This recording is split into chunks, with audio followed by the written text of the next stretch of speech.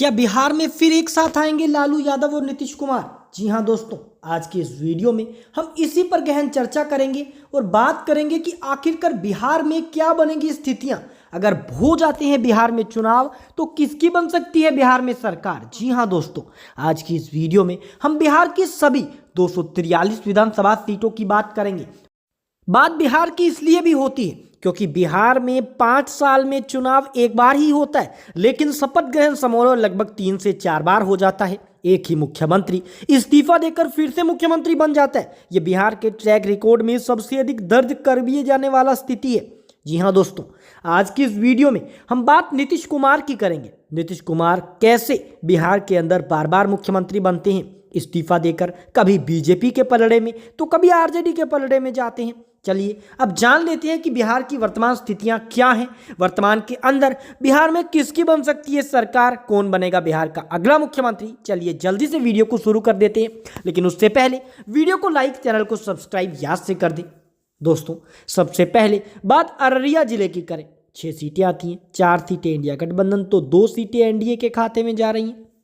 वहीं बात अरवल की करें, अरवल के खाते में 2 सीटें जा रही हैं, यानी अरवल में इंडिया गठबंधन दोनों सीटें हासिल करना चाह रहा है। वहीं बात अगर औरंगाबाद जिले की करते हैं, औरंगाबाद में 3 सीटें इंडिया गठबंधन, 2 सीटें एनडीए तो 1 सीट दोस्तों अन्य के खाते में जा रही है। बात बांका जिले की 5 सीटों की करते हैं। बांका जिले की 5 सीटों में से 3 सीटें इंडिया गठबंधन, 1 सीट एनडीए तो 1 सीट अन्य के खाते में जा रही है। बेगूसराय की 7 सीटों की बात करते हैं।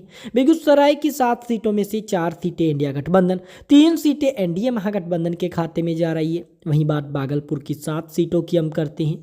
5 सीटों पर इंडिया गठबंधन जीत हासिल करने में कामयाबी हासिल कर रहा है, 2 सीटें एनडीए गठबंधन हासिल कर रहा है। वहीं भोजपुर की 7 सीटों की करते हैं तो 4 सीटें इंडिया गठबंधन हासिल करने में कामयाब हो रहा है, 2 सीटें एनडीए तो 1 सीट अन्य के खाते में जा रही है। वहीं बात बक्सर की 4 सीटों की करते हैं तो 2 सीटें इंडिया गठबंधन, 2 सीटें एनडीए गठबंधन, 0 सीटें अन्य के अंदर जाती देखने को मिल सकती हैं। वहीं बात दरभंगा की 6 सीटों की करते हैं, 3 सीटें इंडिया गठबंधन, 2 सीटें एनडीए गठबंधन और 1 सीट जा रही है दोस्तों अन्य के खाते के अंदर। वहीं बात अगर दोस्तों हम करते हैं पूर्वी चंपारण की 12 विधानसभा सीटों की, 7 सीटें इंडिया गठबंधन के खाते में जा रही है, 4 सीटें एनडीए के खाते में तो 1 सीट अन्य के खाते में भी जा रही है। वहीं बात गया जिले की करें 10 सीटों की तो 6 सीटें जा रही है इंडिया गठबंधन के खाते में, 4 सीटें एनडीए के खाते में जा रही है, 0 सीटें अन्य के अंदर जा रही है। वहीं अब बात गोपालगंज की 6 सीटों की करते हैं तो 4 सीटें इंडिया गठबंधन, 2 सीटें एनडीए के खाते में जाने की संभावना बताई जा रही है। वहीं बात जमुई की 4 सीटों की करें, 3 सीटें इंडिया गठबंधन, 1 सीट एनडीए के खाते में जा रही है। वहीं अगर हम बात करते हैं जहानाबाद की 5 विधानसभा सीटों की तो 5 में से 3 सीटें इंडिया गठबंधन तो 2 सीटें जा रही हैं एनडीए के खाते में। वहीं अगर हम बात करते हैं खगड़िया जिले की 4 सीटों की, खगड़िया में 4 सीटों में से 2 सीटें इंडिया गठबंधन, 2 सीटें एनडीए के खाते के अंदर जा रही हैं। वहीं बात किशनगंज की 4 सीटों की करें, 2 सीटें इंडिया गठबंधन के खाते में जाने की संभावना है, 2 सीटें एनडीए के खाते में। वहीं बात अगर कैमूर की 3 सीटों की करते हैं तो कैमूर की 3 में से 2 सीटें इंडिया गठबंधन के खाते में जा रही है, 1 सीट एनडीए के खाते में जा रही है।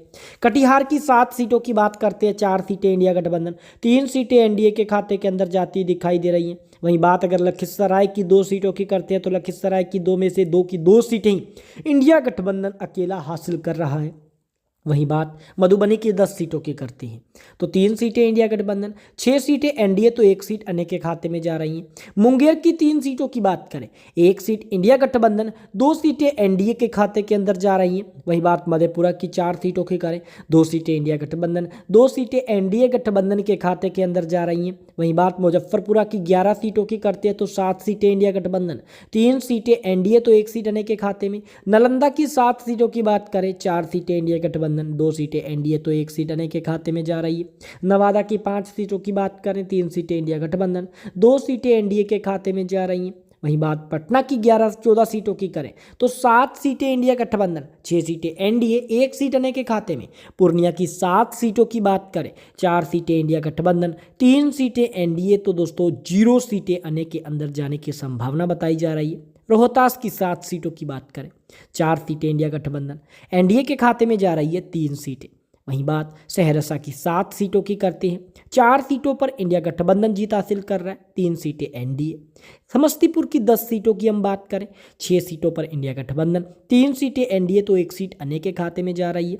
शिवहर की 1 सीट की बात करें, इंडिया गठबंधन शिवहर की 1 सीट हासिल कर रहा है। शेखपुरा की 2 सीटों में से 1 सीट इंडिया गठबंधन, तो 1 सीट एनडीए गठबंधन हासिल कर रहा है। सारण की 10 सीटों की बात करें तो 5 सीटें इंडिया गठबंधन और 5 ही सीटें एनडीए हासिल कर रहा है। सीतामढ़ी की बात करते हैं तो सीतामढ़ी की 8 में से 3 सीटें इंडिया गठबंधन, 5 सीटें एनडीए हासिल कर रहा है। सुपौल की 5 सीटों की हम बात करते हैं, सुपौल की 5 सीटें एनडीए हासिल कर रहा है। वहीं बात अगर सीवान की 8 सीटों की करते हैं तो 4 सीटें इंडिया गठबंधन, तो 4 सीटें एनडीए हासिल करने में कामयाब हो रहा है। वैशाली की 8 सीटों की हम बात करते हैं, वैशाली 8 में से 1 सीट इंडिया, तो 7 सीटें एनडीए। पश्चिम चंपारण अंतिम जिला, 9 सीटें, 3 सीटें इंडिया, तो 6 सीटें एनडीए के खाते में। कुल मिलाकर सभी 243 सीटों में से 128 सीटों के साथ बहुमत का आंकड़ा इंडिया गठबंधन हासिल कर रहा है। 105 सीटें एनडीए, तो 10 सीटें अन्य के अंदर भी जाती देखने को मिल रही हैं। यानी कुल मिलाकर बिहार में वर्तमान स्थितियां इंडिया गठबंधन के पक्ष में है। तेजस्वी यादव हो सकता है कि बिहार के मुख्यमंत्री बन जाएं, लेकिन इस बार तेजस्वी यादव की जगह किसी और पार्टी के नेता का भी मुख्यमंत्री बनने का स्थितियां बन रही हैं। बिहार में फिर से नीतीश कुमार भी मुख्यमंत्री बन सकते हैं, क्योंकि नीतीश कुमार मुख्यमंत्री कम सीटें देकर हो सकता है कि इंडिया गठबंधन में शामिल हो जाएं। आपको क्या लगता है, कमेंट करके जवाब जरूर दीजिएगा।